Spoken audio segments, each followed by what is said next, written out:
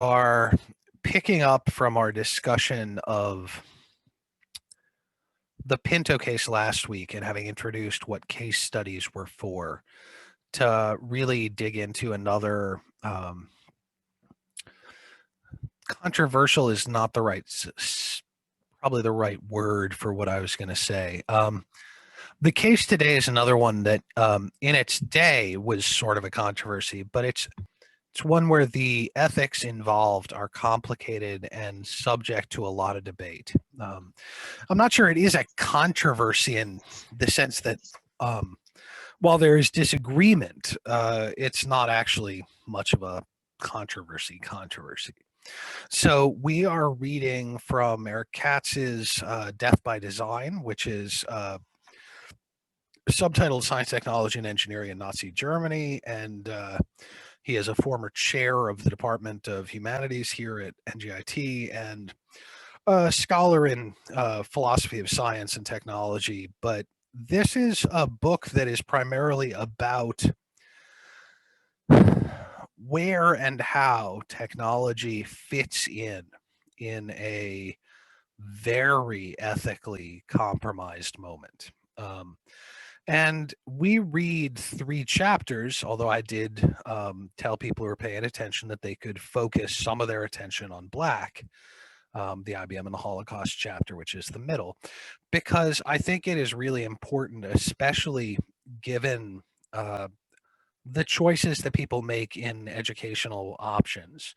So many of you have had the option of taking less history and more of the technical classes. And that means that reading the Johansson chapter, which gives a little bit more of the context in which Black is placing the story of IBM, can be particularly useful. For some of you who either have personal interest or different educational pathways, you may have a significant awareness of the events that we're looking at. But it also is perfectly understandable if, given the minimization of the importance of history for people in technical programs, if you aren't terribly familiar. And so if there are questions about the history or about the context that you're seeing, please do ask them. In the 3 chapters that we're looking at Josephson's chapter, which is called Technological and Social Milieu. Well, actually, that's not the title. It's Technology and Politics in Totalitarian Regimes, and it uses Nazi Germany as a case study, drawn from Totalitarianism, Science and Technology.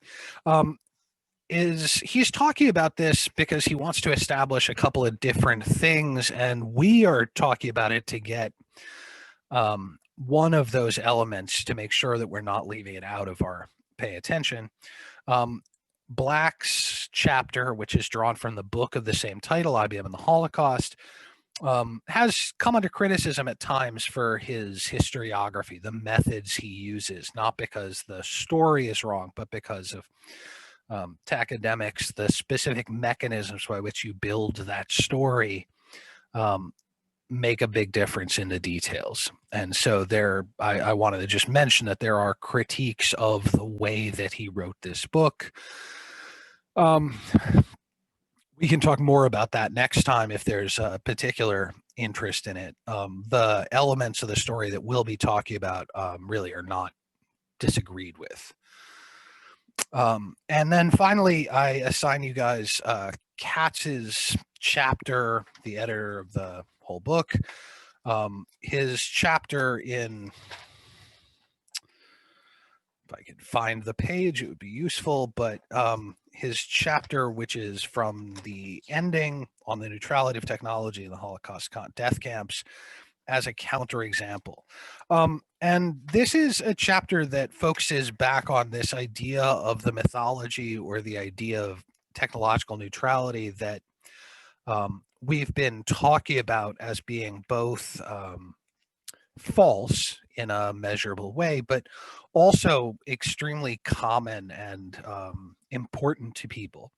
So we're really engaging with the Black story to tell us a couple of different things. One is we're all, as all case studies, we're using it to build up an analogy to compare other cases to.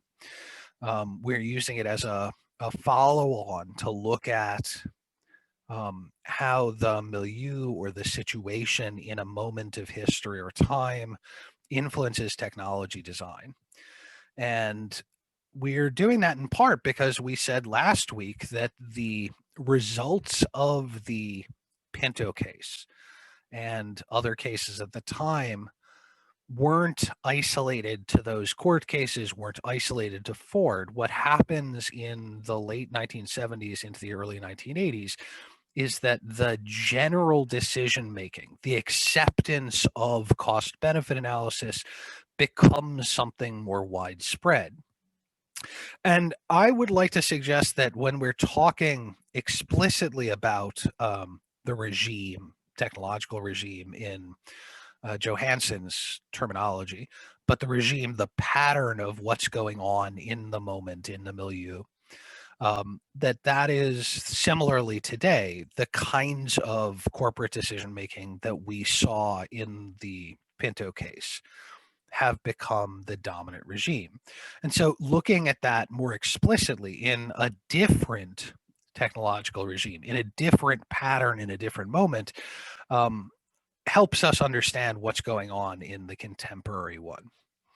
And finally, we are looking at a moment in which a lot of people died, again, using an undeniably bad decision, right?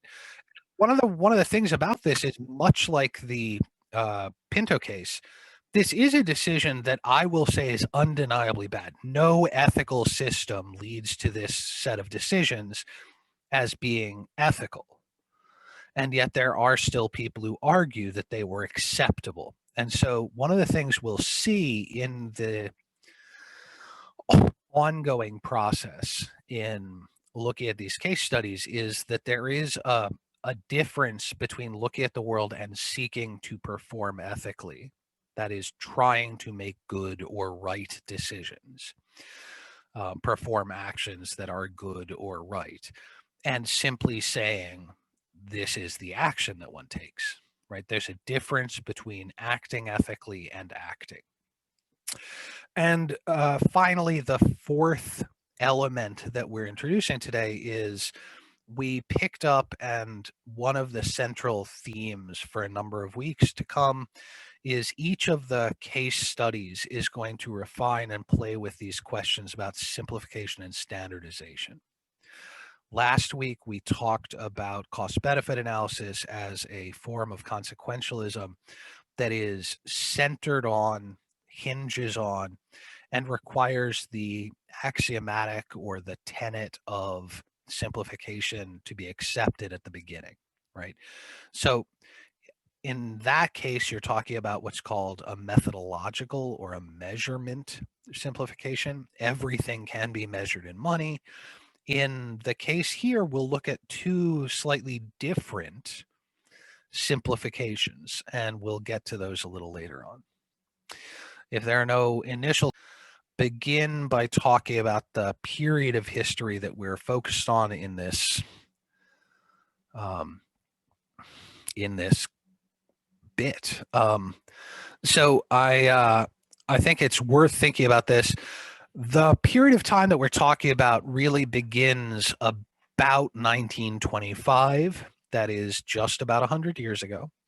And that sounds like an impossibly long time ago, but in some ways, much like the Pinto case, it is a period of time that has both still living members of that time period present. We still can find people involved in these decisions, people involved in these moments, as being, well, not just alive, but as being aware of and influenced and influencing because of them. The generation of folks who were in charge of, for example, the IBM company, while most of them have passed away, the highest level folks at IBM today, many of which were hired by the people that are the background of this story.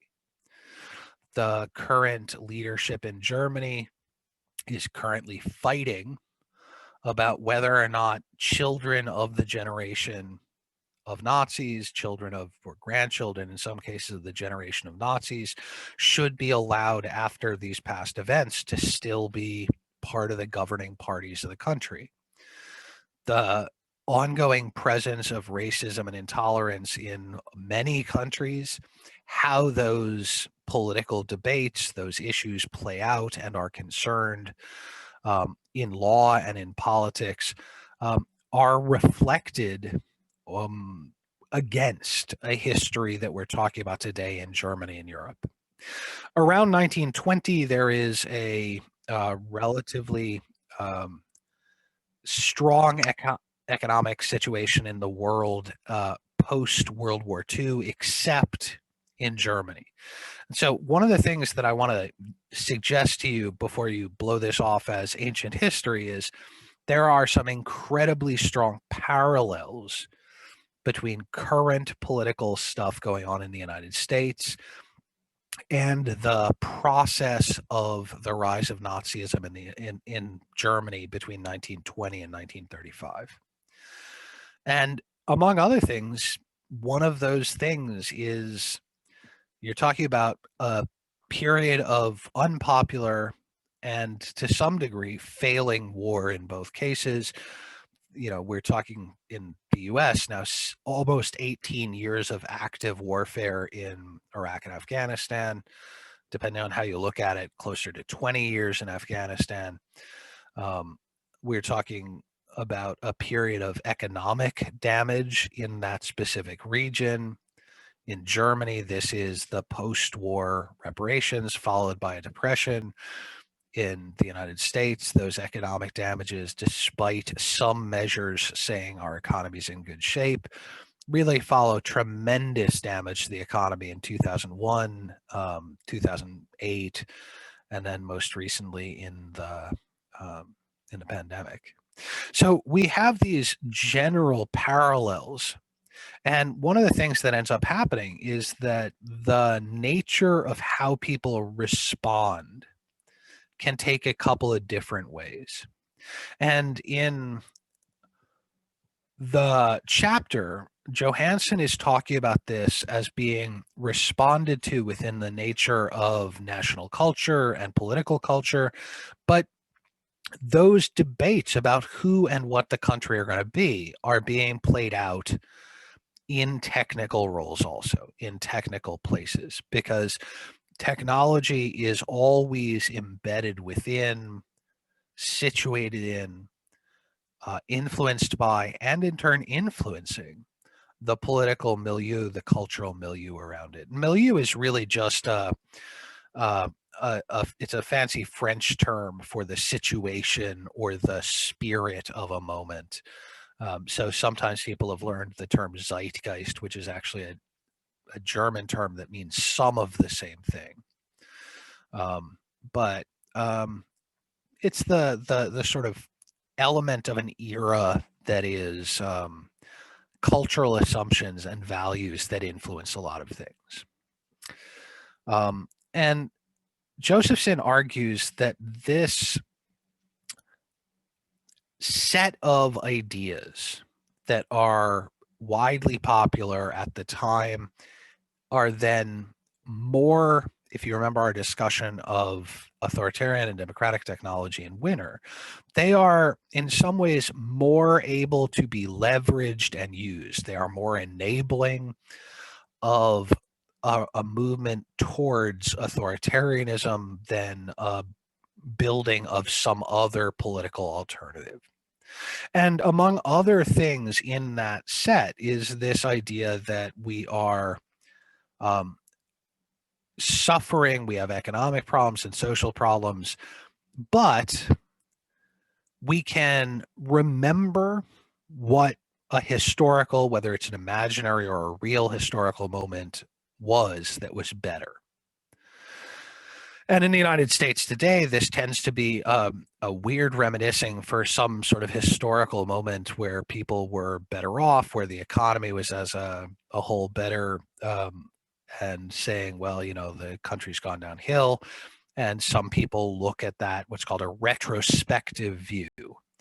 And it turns out that, widely speaking, not just in the United States, not just in Germany between the 1920s and 30s, this retrospective view tends to go along with, um, uh, a kind of nationalism that tends, again, to produce a milieu that makes authoritarian decision making easier.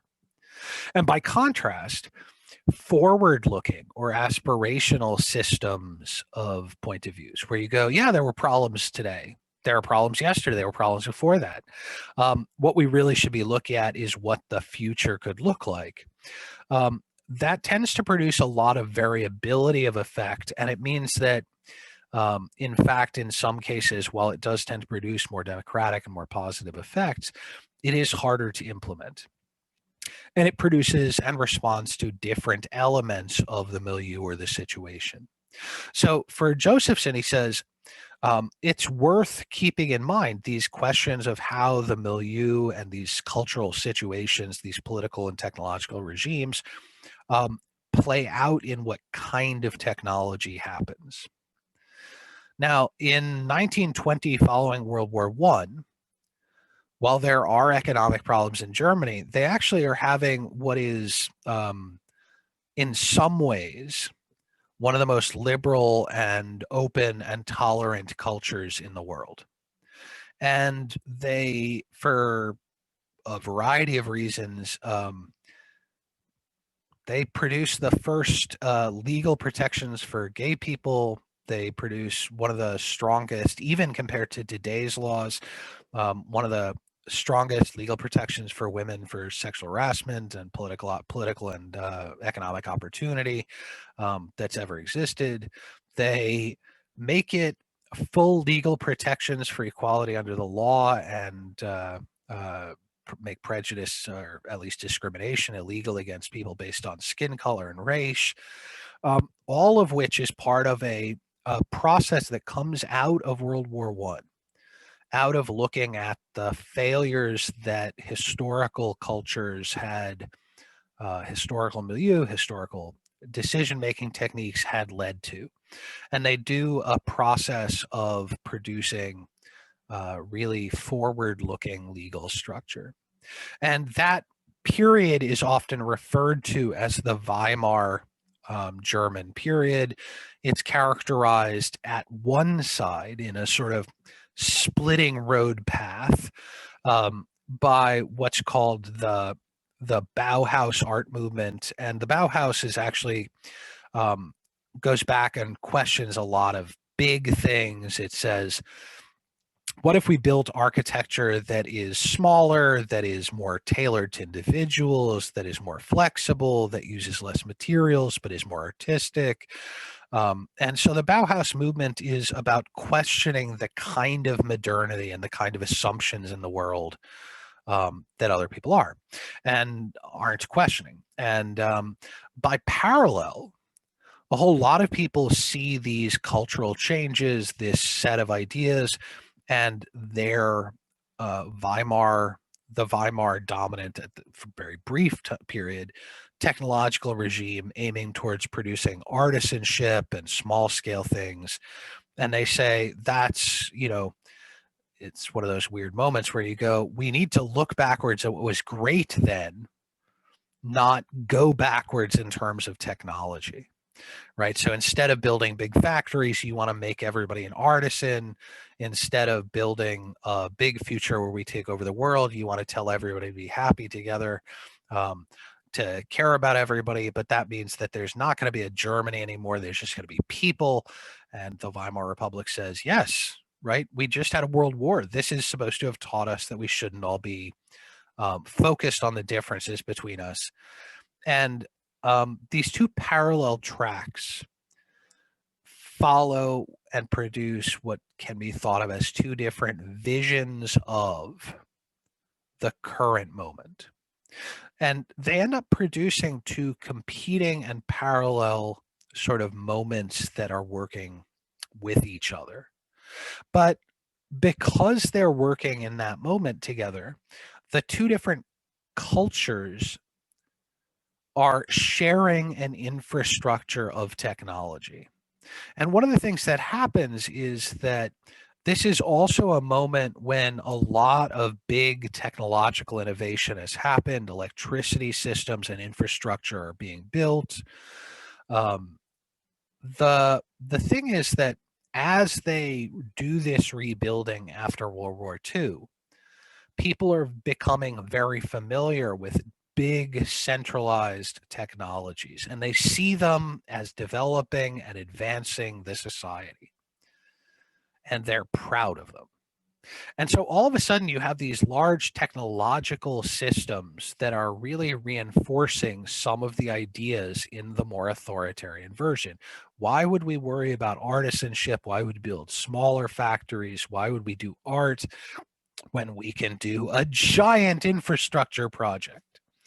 And seeing this tendency, what you end up with is a pattern that has been replicated in a lot of different places where um, the preference for technological elements, kinds of technologies, ends up being another avenue towards cultural and political regime being authoritarian. And for Josephson, he cites a number of people, but he talks about this as being we can recognize that authoritarian political regimes tend to be paralleled with their rise with a set of technological um, and political elements together. So as you centralize power and build towards dictatorship, you tend to be seeing a greater acceptance and replication of centralized technologies. As you move towards and deeper into a totalitarian system, you tend to see what's called gigantomania, which is people looking for and valuing um, technology for its scale or size rather than looking at the real long-term effects. And last year, I had the excitement of still being able to compare this to Trump's obsession with the wall, right? Where even Trump's advisors are admitting that the wall won't actually do anything. But look how big it is. And now that's sort of a dated analogy in its own way. But that's one of those examples of gigantomania, like that you get obsessed with building something bigger in the sense that it's going to show how important and how serious and it's going to do something, even if it's not necessarily the most functional mechanism towards that. And it turns out that one of the things that happens is, as strange as it's often seems to me, in this same period, even while you're building more centralized control, you're often decreasing respect for systems of authority. So you're replacing traditional systems of authority with systems of control and authority that are based on loyalty to a centralized government. So we're looking at Johansson and we're seeing this pattern of relationship between the kinds of political ideas that are acceptable and dominant and the investment and building of technologies and a regime of what kinds of technologies are available.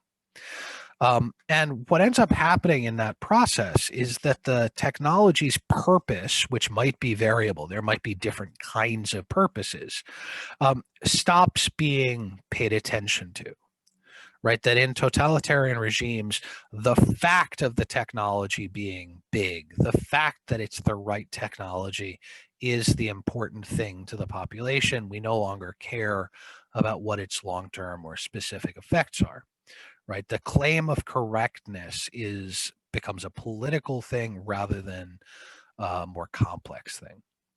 And so we apply and do value application, and it becomes an overt symbolism rather than a more complex view of technology. And so one of the ways that this plays out then is an obsession with efficiency maximization, especially the single best way, as opposed to recognizing where efficiency may or may not be good. And I hate to use a very politically sensitive one, but right, the argument that we should be doing family separation in the United States is a really clear example of this, right? We need to do this thing that even the proponents, even the people in favor of family separation, say that it's kind of ethically bad. But we can't ask the ethical question because it is the most efficient way to do this. Now, they actually haven't documented that efficiency, but the process of replacing complex ethical and technical questions with a claim of efficiency is one of those things that appears in Johansson. And I think it's worth keeping in mind as we think through these things. Anytime you're claiming that it is efficient without remembering to say what it is efficient in producing, you are replicating one of these patterns that has historically tended to favor authoritarian and even dictatorial rule. So the tech by the people that is sort of this parallel trend and had earlier in the 1920s been popular is decreased as more and more people become disenfranchised by economic problems and see the rise of giant technological processes in the United States and other countries and say that we should be doing that, and are convinced of this argument from efficiency. And so the Weimar Republic's liberal and tolerant rules are removed, and in their place, the Nazi government takes effect. And what we then get is a much more, I mean, it's a classic. You guys may or may not know a ton about it, but it is a classic example of an evil dictatorship, right? They apply the idea of cultural purity and basically say that everybody who isn't that thing should die or be enslaved, and then they go about trying to set that up in the world. And I actually am always amazed. Every so often I have a student who's like, yeah, but their uniforms were great. And I'm like, that really is not, that's not really here or there. Like, it doesn't matter if they had some good things or bad things. Like, the decision making that we're going to talk about is, not, you don't pick the case based on one of these things. You pick the cases based on what they tell you about the world, right?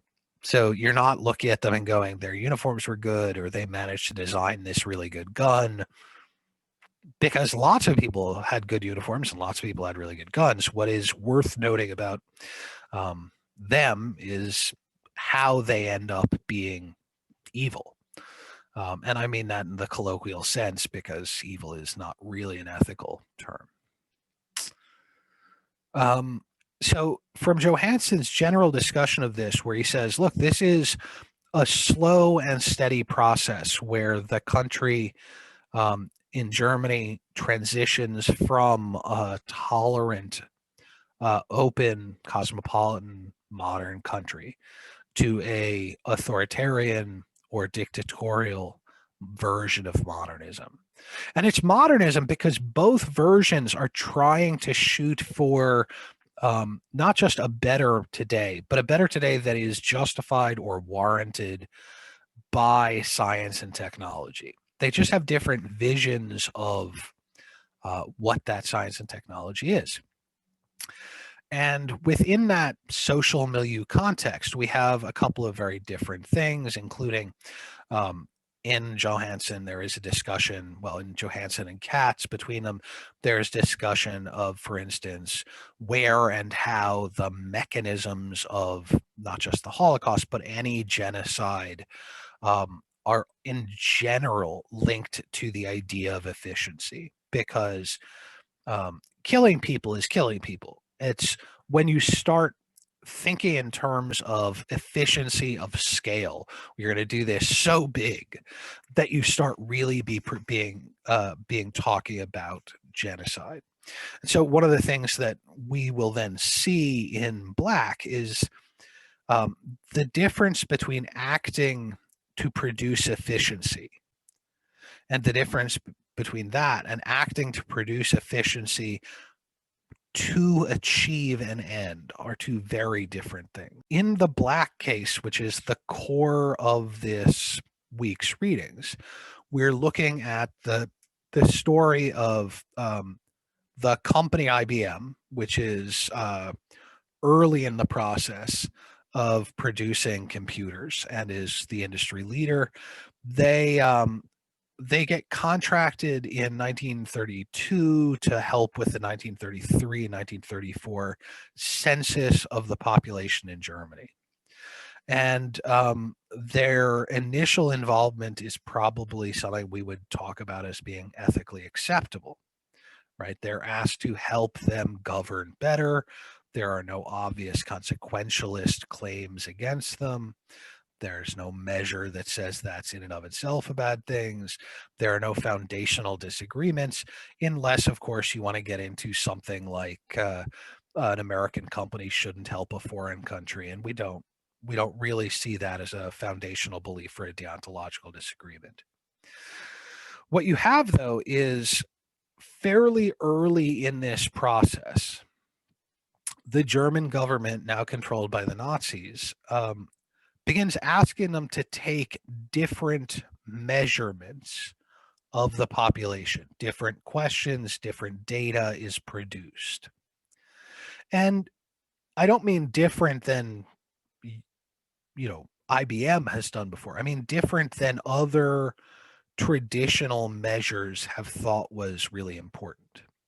So most of the time, the census is about being able to do good planning for your company, for your country, and in doing good planning, you can produce better outcomes. It is a mechanism or a structural requirement that is useful to produce other outcomes. And because those other outcomes are things like voter registration and how you distribute infrastructure and tax money, there are a lot of questions involved in the census. And at that point, there even were questions about demographics, that is, who made up your population. So they had a lot of questions, but they start doing weird data processing, right? So they start doing things like, as they get the money, the information back from IBM, they're like, is there a way to concentrate these populations so that people don't live together in these areas, right? Could you run it through the computer and tell us which of these populations are the densest with the fewest other people? Which of them are these? And IBM begins doing not just census support, but data processing for policy. And what Black wants us to pay attention here is that we actually find not necessarily entirely authoritarian IBM, but that much of what IBM had built its company up to be was in line to be enabling and useful to a dictatorial or a totalitarian system. It was gigantic, and it was built on the idea that the value of computing was allowing people to work at larger scale with more. And so in and of itself, it was demonstrating a form of gigantomania. It was saying that efficiency was key and in itself a good thing. And IBM had argued, after having participated in two other national censuses, not for Germany, that their ability to provide better information in the census operations was fundamentally going to allow more centralization and social control. Now, IBM at that point is run by a guy named Watson. And before we start getting into things, I want you to understand that IBM really doesn't think they did anything wrong. A couple of years ago, they still support Watson in such ways as one of their two main AI projects was named after him. The AI that played on the Jeopardy TV show was named after the guy we're talking about, the one who's making these decisions.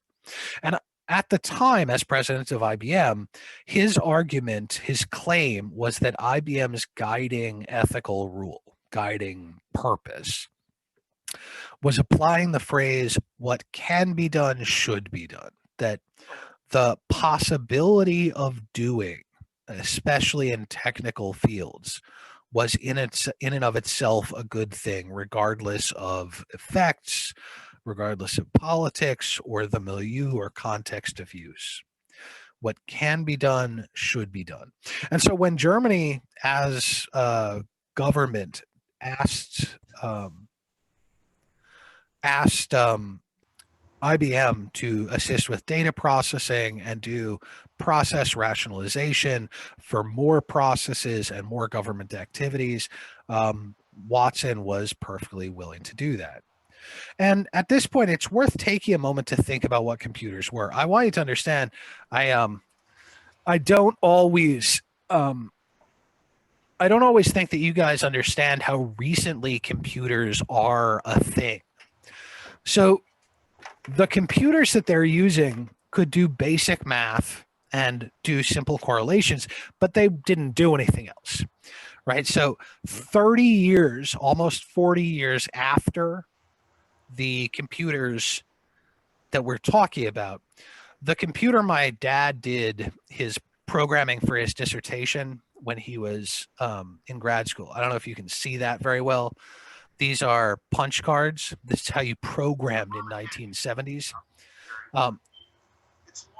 His simple calculation program for his dissertation was several thousands of these produced by hand. So these were big operations to do things you could do with your phone now.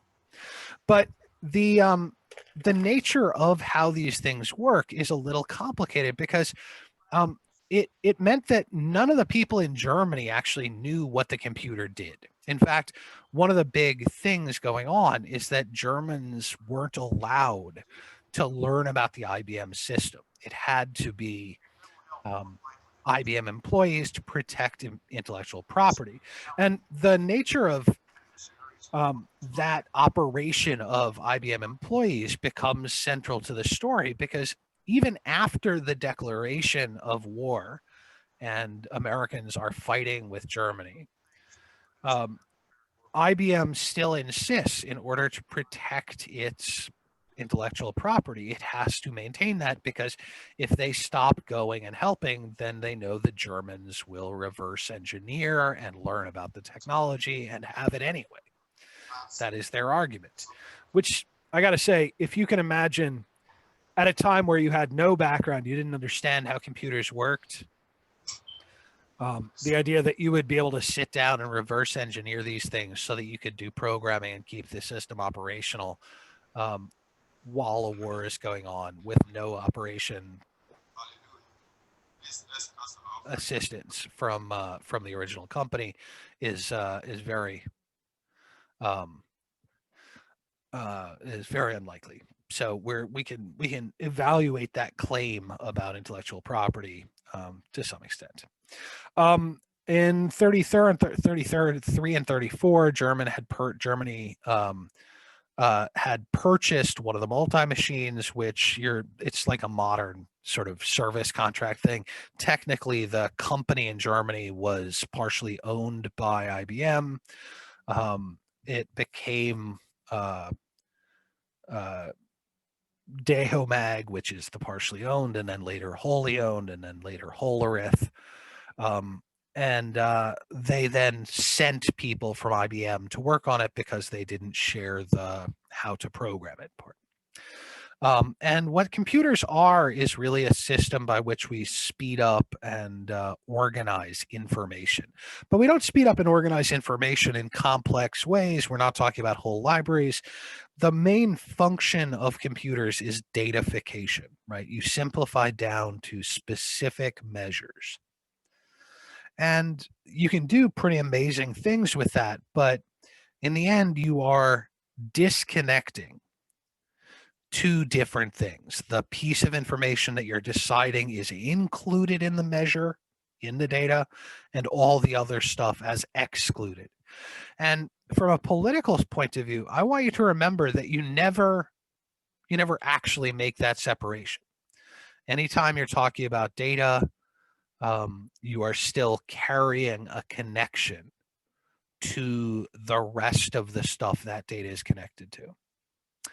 And so between 1934 and 1939, um, they actually continue to increase the participation of IBM with the German government.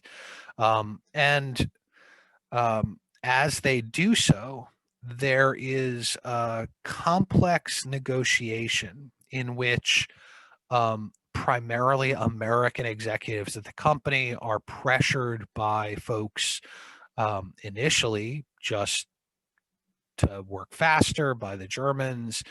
Then, as war is seeming more likely, the IBM is among many companies, along with Ford, that actually argues that we shouldn't go to war with Germany because Germany is our friends, even though Germany is now at war with a whole bunch of other allied nations. But then all of a sudden, we are at war, and IBM is being pressured to decrease the amount of business they do. And Ford actually has to stop doing business in Germany because cars are seen as something that has a war effort. But this is 1940, 1941, and the US doesn't consider information to be a military thing. So throughout the war, IBM continues to actively send people to assist. They're allowed to fly into Germany, and they're allowed to, among other things, by going through Switzerland to continue collecting money from Germany for the assistance. And so um, there is this first and primary ethical question of, you see that your business interests disagree with other things in the context, in the milieu, and to what extent should you balance those things? And this is one of those things that we started talking about last week, right? If you're a company and you consider yourself an international company, you may have less impulse and less pressure to take that there's a war on as a problem. But um, we then, I mean, you guys, everybody in the class should have read some of this, and so I want to emphasize a slightly different thing. One of the things that they actually teach the Germans, because initially, because nobody outside the company really knows how the computers work, the Germans effectively want an individualized file on every person in Germany so that they can do work on, well, the German government would deny that it was genocide at that point, but certainly separation of people. And they're actually taught what's called datafication by the IBM folks. And in datafication, you remove the context and standardize things. So, for instance, all of you have been datafied by the college from complex individuals into an ID number and a registry system that records course numbers and grades. And to some extent, for the college, that's all you are, right? They don't really know you, they just have that information in a database. Now, the thing about all data is how you decide what goes into the data matters. It's what produces the delimitations, the effects of that data. We do track this, we don't track this. We make it hard in non-pandemic times to drop classes by comparison. And that's about a whole variety of things about why we make those choices. And so this idea that as you use a computer, you are making a lot of stuff in the complex real world into a very small, simple set of stuff so you can do these calculations quickly, so you can do them in an organized manner. That's, in fact, one of those things that we're going to have to keep coming back to, because the nature of all computers is datafication. It always is part of what they do. And in relatively recent times, this has been seen as a good thing and a bad thing, because it turns out for some uses of computers, the inability of a computer to process complexity can be, when I say complexity there, I mean real world complexity, not the complexity of simplifications in a computer. This can become, certain things are harder than others, right? So the issue of for graphical representations in video games, for AIs, all of a sudden this fundamental process of computing becomes a problem, whereas it is a basic use in other things. The Germans ramp up their processes of rationalization, their efficiency of governance, and eventually begin genocide. And it is one of those great historical sadnesses that it was very likely that they could not have made that leap without accurate population information. The average time prior to these computerized censuses would have been, they would be finishing a census that had far less information that couldn't have been processed at the same time. And so chances are the Holocaust would not have happened the way that it happened, and it would have been far less effective in killing people that it did without IBM's participation.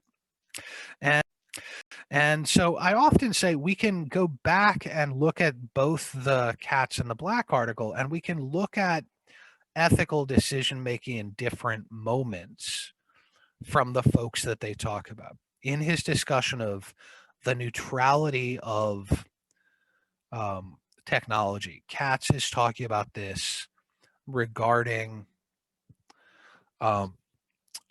he's talking about Albert Speers. And Speers is one of the architects who helps design elements of the concentration and death camps. And for today, I will point out that there is sort of a technical difference between a concentration camp and a death camp, although as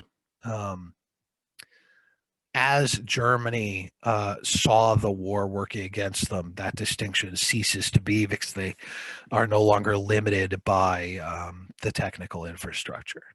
But it's worth keeping that in mind because Speers didn't work on concentration camps. Speers worked designing death camps. The concentration camps were architecturally designed for long-term occupation, and largely the murder of the people stored there happened through lack of care, lack of food, and disease. As opposed to the death camps, which were about producing a machine to kill people. And so Speers is talking at trial afterwards and saying, look, I was educated to think efficiency was good. I was asked to design this thing. I am, in fact, not required to know what it'll be used for. And they're like, you designed a giant oven. And when asked about what would go in the oven, you were basically told, don't worry, things can walk in on their own. You don't need a ramp or anything. You don't need rails or systems. When you asked if you needed any other control systems, for instance, a safety off on the inside, they told you no. How did you not realize that these things were problematic? And he goes, I don't know. Just seemed like a process that needed solving, and I wanted to solve the process. Okay, well, so you have this building that is a giant oven. What about this building? It is a giant building for shooting gas into. Is that, and he goes through and he says, look, when you focus on producing efficiency and solution of process without asking what the process is going to be, there's a difference. And Katz in this chapter really wants us to stop there and go, no. Right. This is going straight back to our discussion of, to a lesser extent, Langdon Winner, who is cited in this chapter, but especially to our discussion of Mathis and Gray, that the nature of assuming neutrality, assuming that these are not political or radical processes, it's just wrong, right? They are radical processes. They are political. you cannot argue that efficiency is its own good, because the efficiency is always going to be towards an end, right? You produce a gun that shoots more bullets. You are not doing that in neutrality. You're doing that within a context, within a milieu. You know who may be able to buy guns, who isn't allowed to buy guns, where guns are used. The reality is that you are producing an efficiency to a purpose. And even if you have trouble producing careful knowledge of what that purpose is, you can still be held responsible for it. And this is, again, one of those times where you want to distinguish. um, Ethics is about deciding what the right action is. So you saying this is right because I add to the efficiency, well, that's only half the story. Efficiency of what is the other half? And no consequentialist or, uh, to some extent, deontological measure would ever be able to stop there, because increasing efficiency is not a measure of consequence. Increasing efficiency is a mechanism to achieve an end, doesn't tell you what that end is.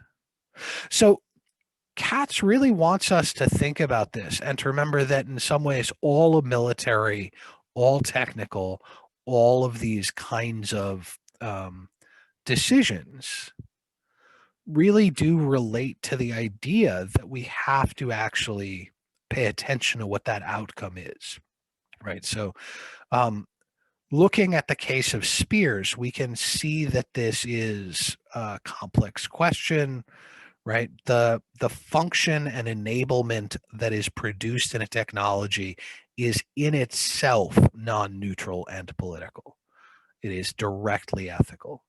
If a device can be used to open letters or blow up a building, we would have to go, wait a second, opening an envelope doesn't require that much power. There is a fundamental ethical problem with that.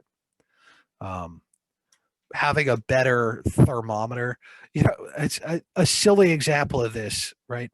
For almost 70 years, we knew that home thermometers for taking your temperature when you have a fever were problematic because mercury was toxic. And it took a really long time to get that changed, because the answer often was it is the most effective, efficient way to achieve that end.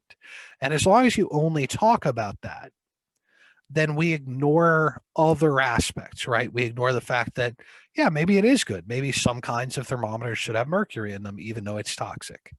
But we have to actually get beyond, is it an efficient means to an end, to talk about the different contexts of use and context dependent elements.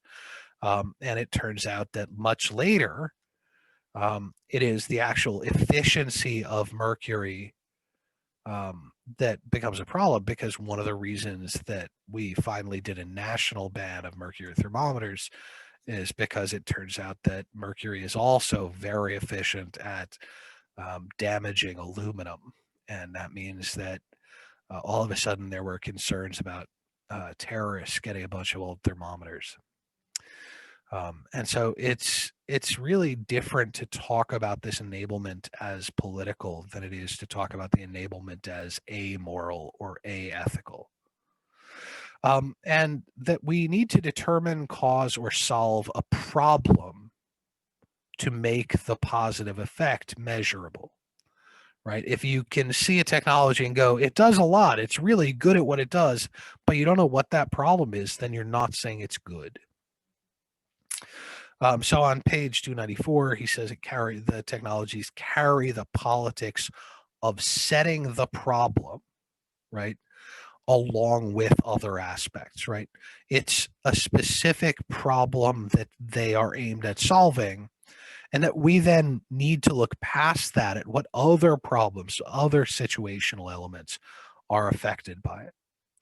And so the carried internal politics is a specific element that is the determination of technology as an effect on our way of life, on how we live, right? It's often not the list of functions, it's often wrong to evaluate based on that. What you want to be able to do is look past those mechanisms at the other things.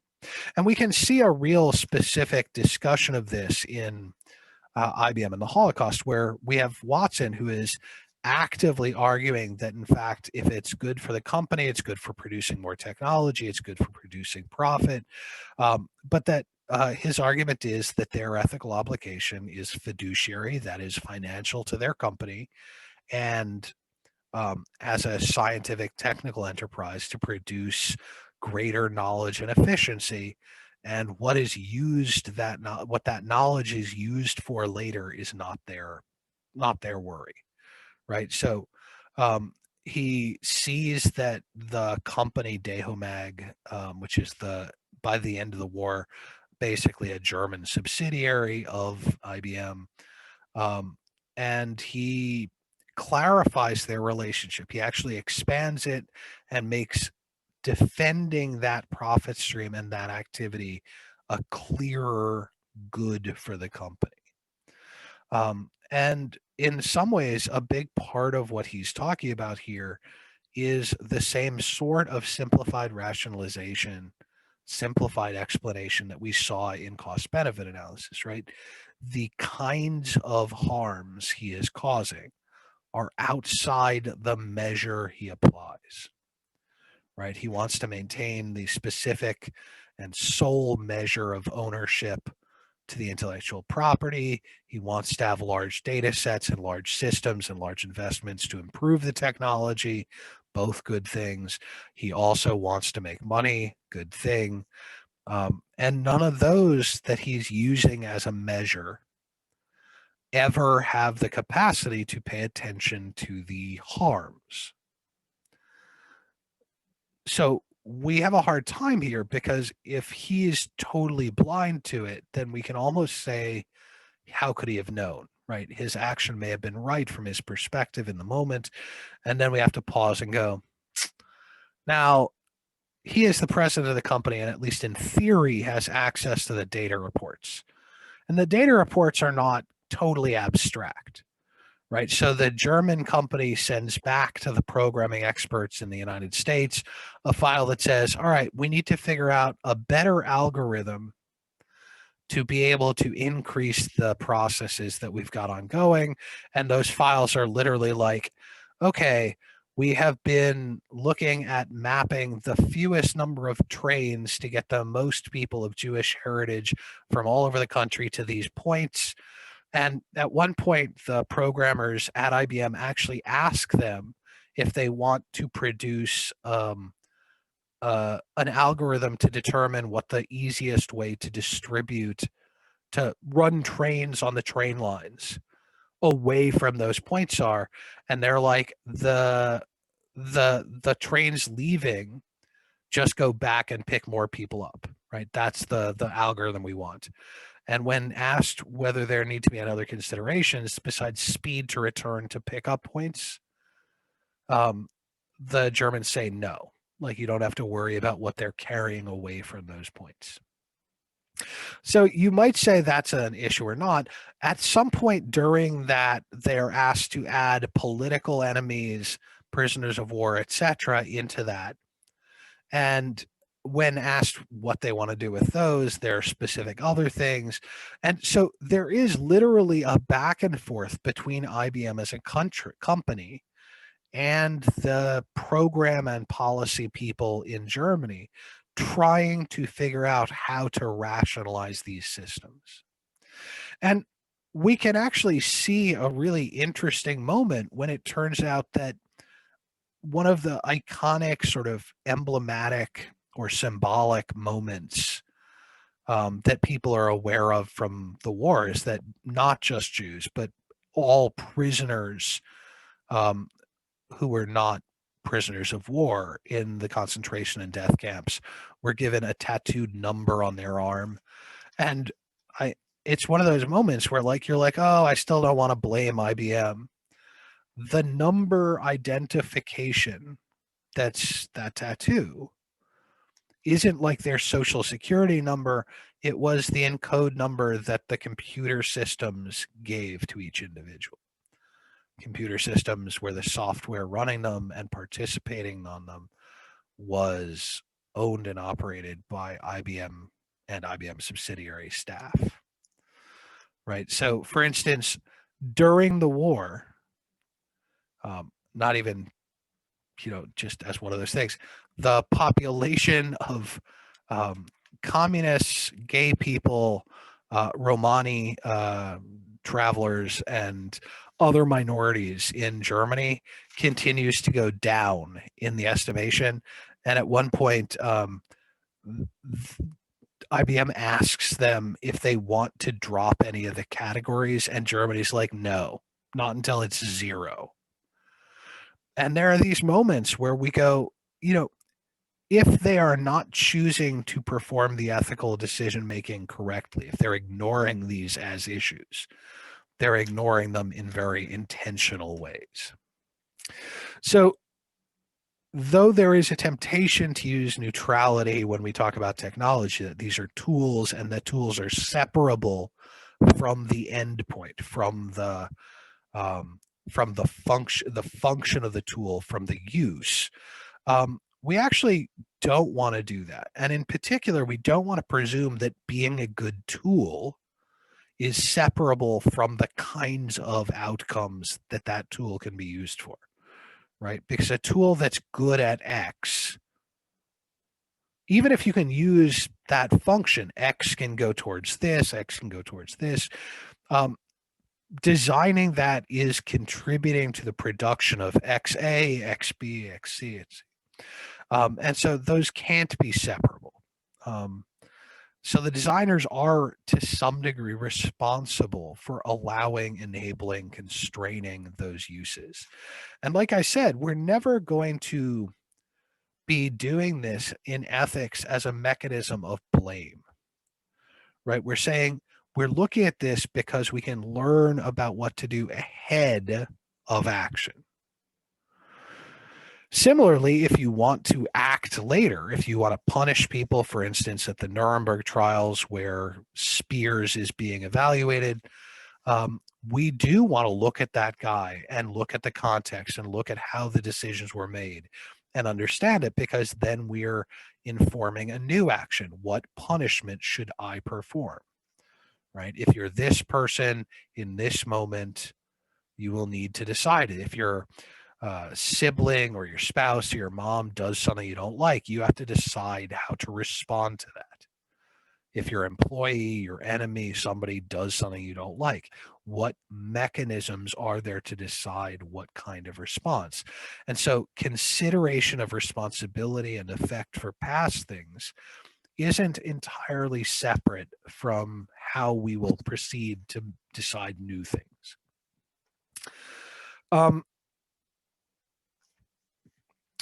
Technology in this set of stories, in Johansson, in Katz, in Black, we're returning to our general discussion. We're reiterating that technology results from and responds to culture, to situation, that there are these patterns in the situation that we can call a milieu or something else, that direct or encourage or affect the aims, the problems that you're attentive to, the kind of thinking that's used in designing technologies, in making them and repairing them, and considering which ones not to bother with, which ones to bother with, which ones to make better, which ones need to be of a certain quality, right? The milieu, the situation, is formalized and materialized into those things. So the ideas that were important at one point in time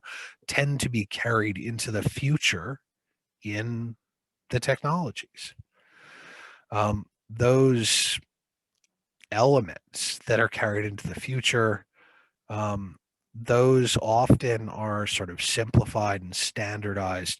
And for instance, the obsession with efficiency of the 1920s, 30s, and 40s as we get these kinds of modernisms coming out of the interwar years, has a lasting effect on how we think about computers as going to be designed.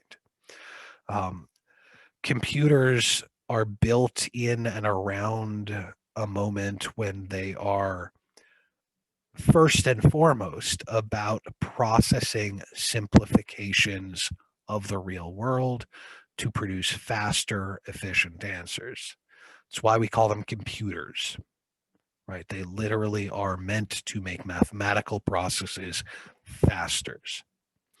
Now, later, the programming becomes more complicated and we find other uses for that programming in terms of some functions of our daily life. But at a basic level, computers already were set to function on these ideas of datafication and, depending on how you look at it, digitalization. That is the process of going from a complex analog world to a digital representation is always going to be a kind of simplification. And we can dig more into the distinction between digitalization and datafication next time. So all technology can potentially act as a set of standards, right? A set of rules. IBM built theirs to say any activity can be made more efficient. We don't have to pay attention to what that activity is. We will make it more efficient. Ford said our standard or basic way is that only a certain number of people need to die. But that certain number can cost a certain amount. The standards are effectively built in. But within any given moment, any milieu, the cultural systems are up for debate. They're all being fought over, right? In that period, it was this attempt to return to or respond to the imagined past. At this moment in the United States, the same kinds of processes are ongoing, fighting over whether we want to be this kind of country, that kind of country. And to some extent, as objects and technologies are built, those fights are affected by the technologies. In the final chapter of Cats, in the book, the final piece on 293, Katz says the technological value system resides in the reshaping of human life and humanist systems. Technologies tell us what kind of thing they are, and they tell us what's important enough to have a technology for it. And over time, our way of living changes as a result. How are we doing? 140. We have about 10 minutes left. Do we have any questions? A couple of you might be completely lost. Some of you may be really on board. Were there anything that we talked about immediately that anybody needs clarified first?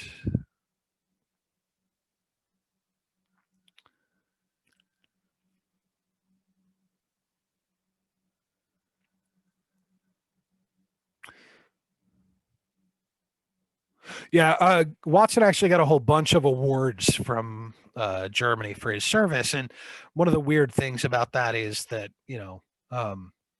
the earliest awards are for their service to the census. The later awards, it's less clear what he was doing for the Germans.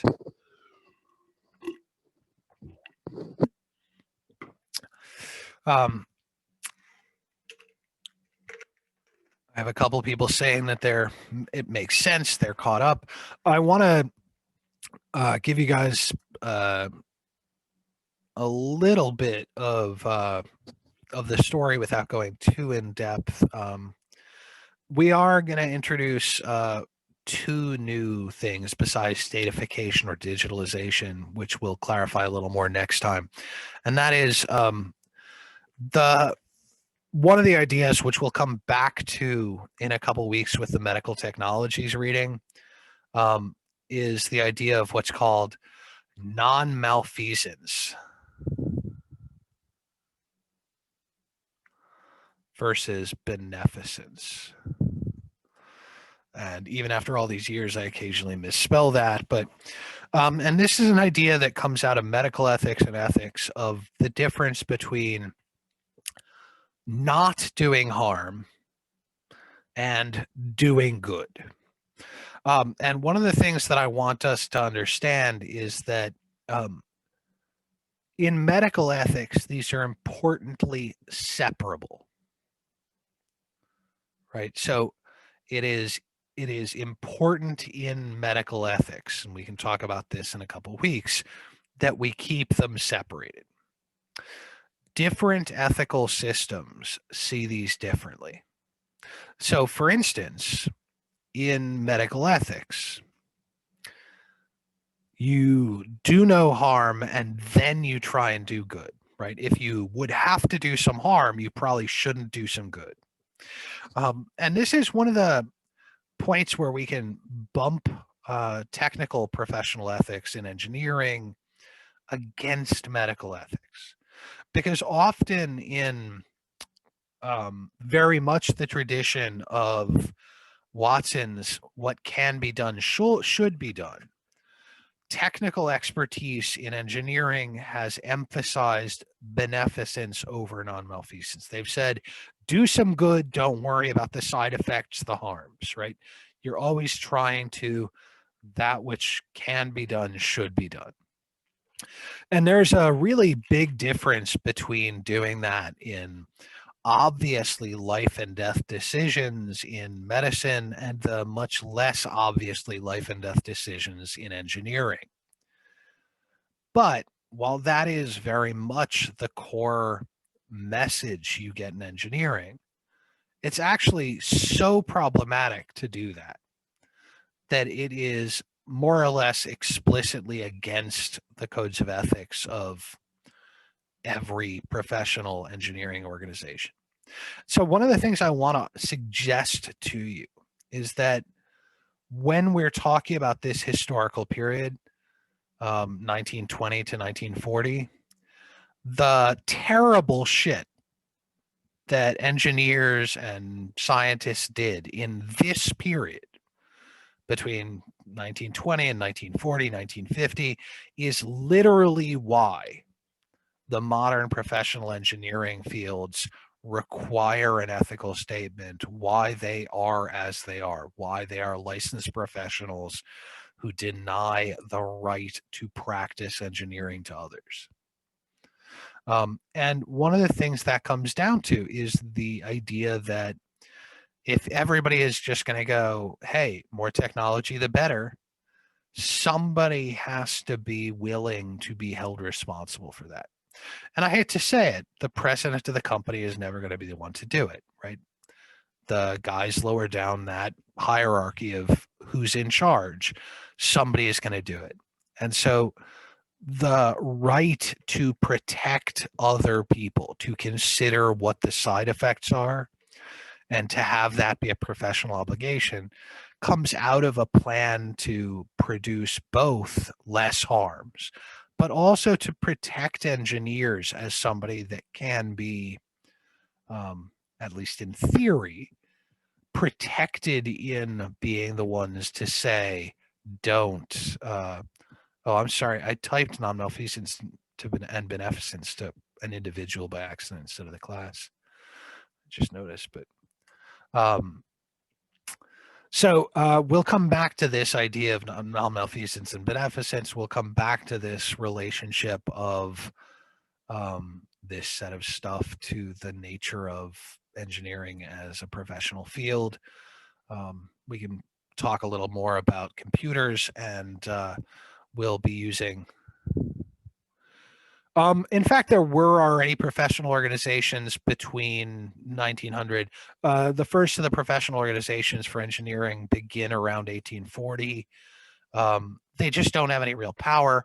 They're not, none of them are licensed, and none of them are accepted as centralized.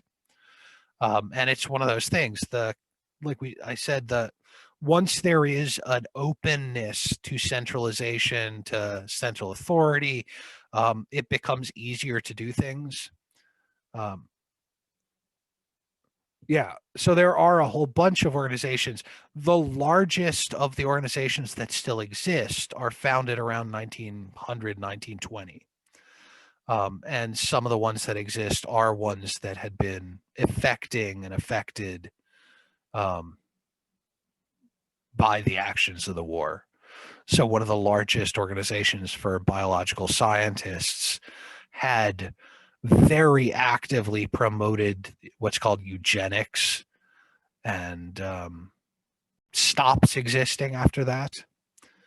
After World War II discredits, largely and rightfully discredits eugenics. Um,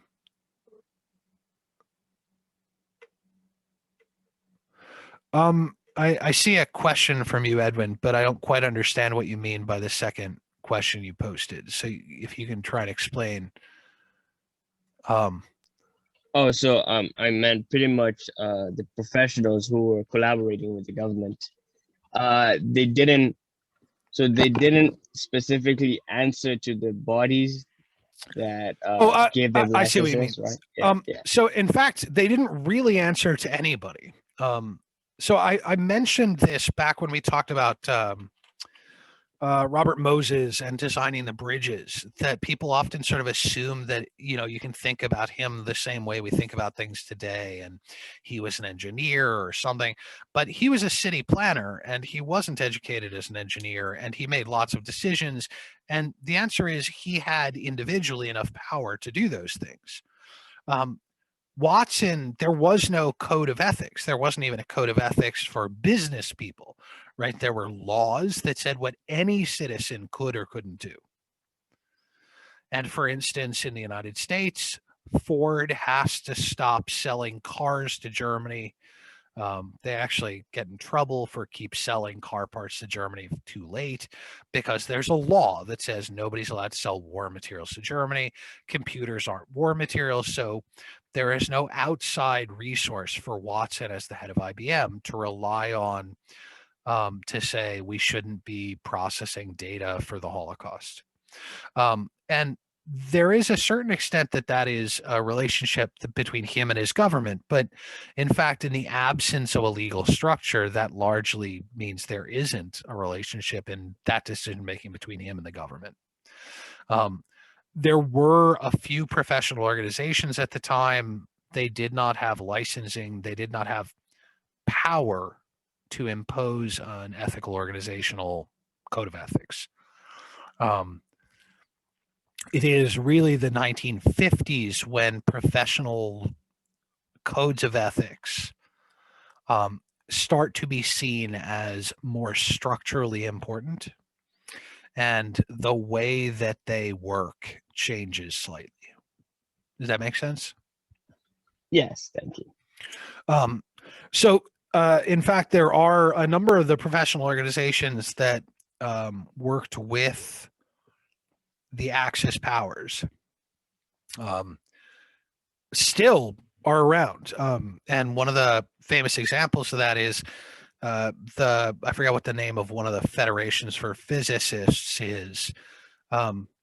The federal government in the US stopped a couple of physicists from going to a conference in Germany uh, to talk about nuclear materials and quantum physics, because they explicitly were like, you guys might be tipping them off to the nuclear bomb.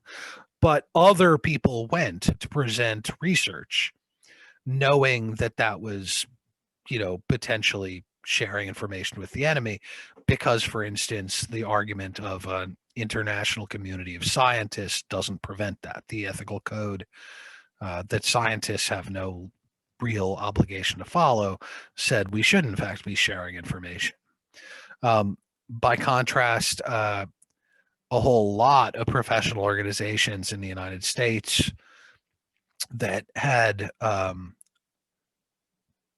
because they served as business networks as well, the rising popularity of an American nationalism that said don't sell things to outside the country meant that those companies, then workers who were members of those professional organizations, tended not to.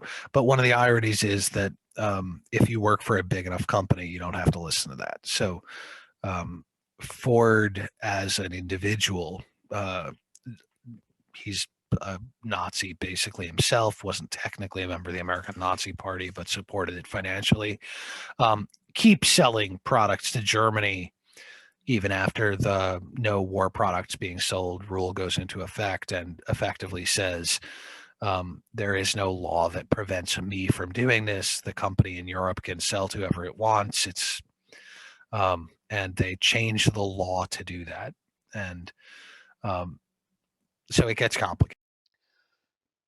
Hi. So we've covered the basic parts of the case and the overall arc of Katz's argument in his analysis. But I wanted to return to this theme that we're developing in the class, starting with the cost benefit analysis model last time and looking at the datafication process. We often come back to the issue of needing to make decisions or models of efficiency or types of complexity more practical in our work to make things more ethical.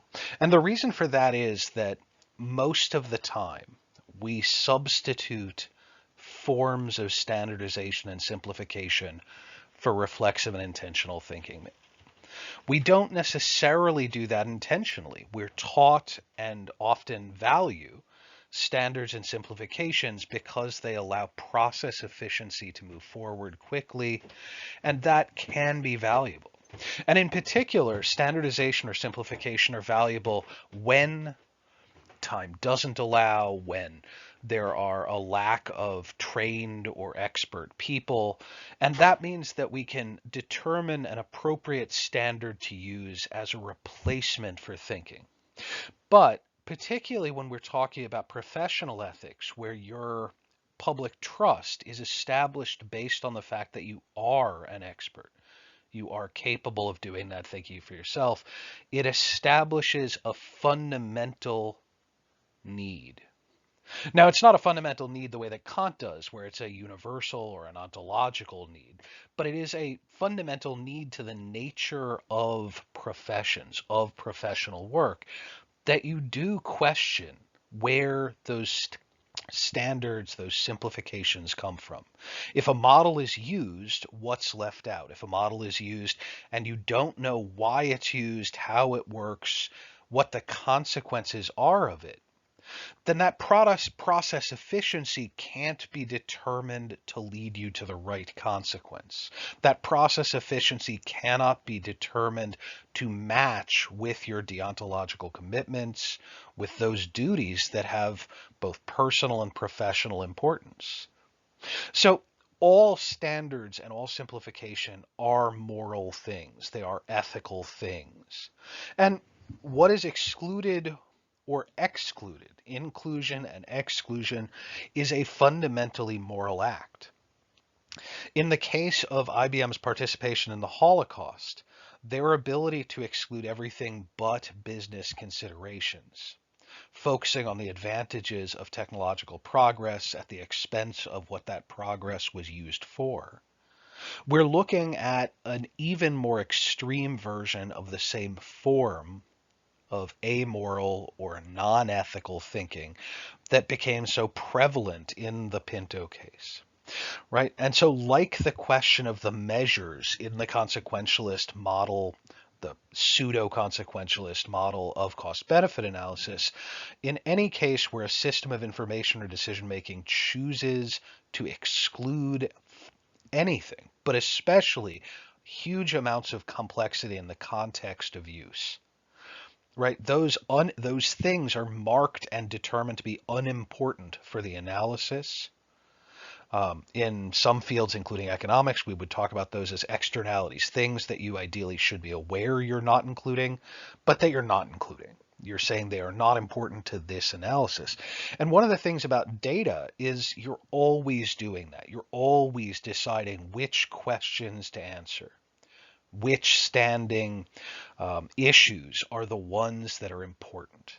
And it's incredibly easy for bias, for failures of thinking, for fallacies and logical problems to become embedded into data, because once the data piles up, it becomes that much more persuasive.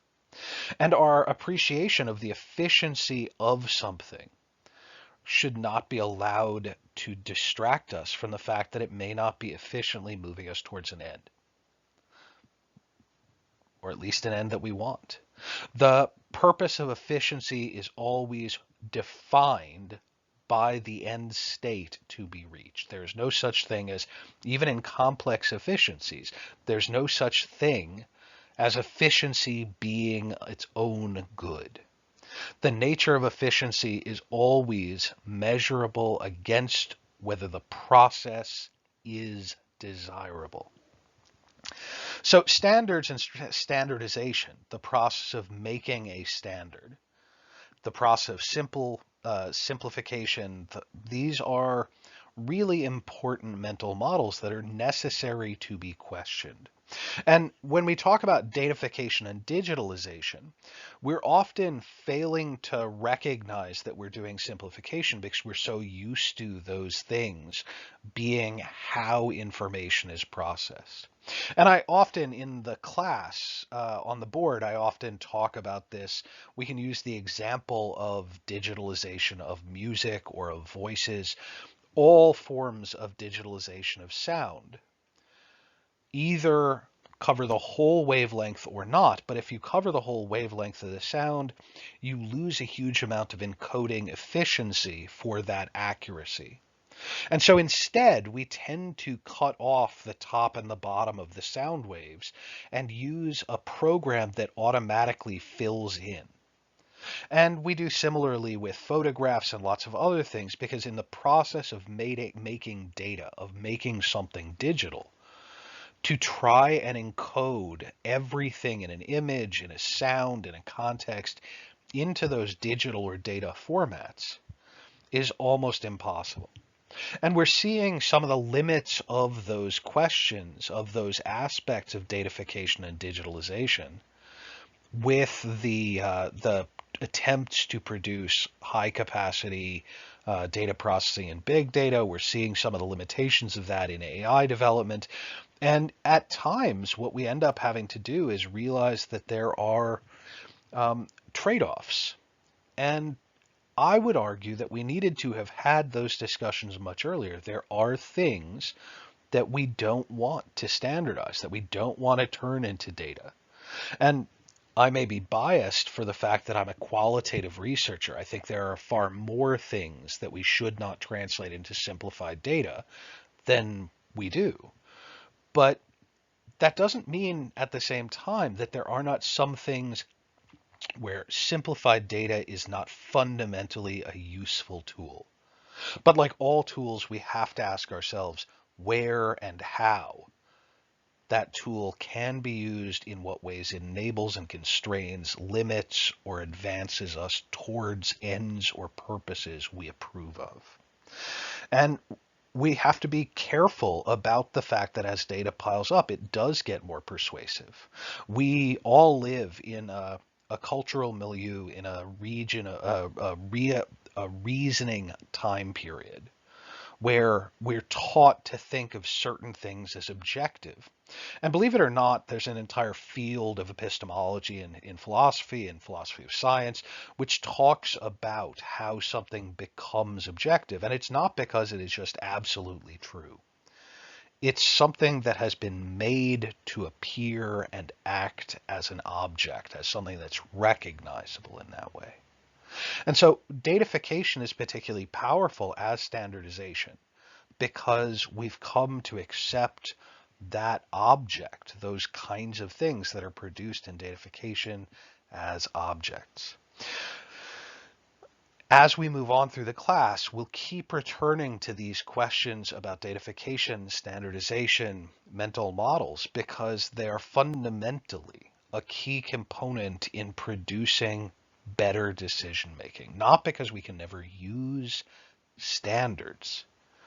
Standards that are deliberated and carefully constructed are exceptionally useful in providing limits to actions. They're exceptionally useful in speeding up or in producing simplicity in complex situations. But we always have to be aware that something is lost, excluded, or said to be not important when we do that. And if you are saying something's not important, then you have to be willing to take responsibility for not asking those other questions, for not including that. So we are done for today. We're going to have one moment of final review, and I'll comment about what's coming next. The central ethical lesson for today is that accepting everything is the way it is without questioning that is wrong. Accepting the technological regime, the assumptions that we are uh, told not to question, that's a fundamentally non-ethical thing to do. And in that sense, I don't mean it's necessarily wrong, but you are excusing yourself from doing good ethics. And that's not a good way to do things. I often give the example of it's not a good way to do things because it means that you're failing in your professional obligation to know what the outcomes are going to be. It also is a failure because you as a human being should care. And I don't mean care about other people. I don't mean care about something specific. I mean, you should want to have some measure of care and concern about what your actions are doing. That includes how they benefit you, that includes how they affect others, that includes the long-term consequences. And the more you can turn the process of ethical thinking into something you want to do, the better off you will be. So to review key topics for today, look, the reality is that in any moment, the technological regime is leaning one way or the other. The cultural milieu is leaning one way or the other. And you can either respond to that by trying to direct in the way that you want to end up, or you can follow those tides, those pathways that the cultural and the technological regimes will push you towards. And if you don't know where you're getting pushed, if you're not taking the time to think about those things, then the chances are you're not necessarily doing things intentionally, reflexively. You're doing things by accident.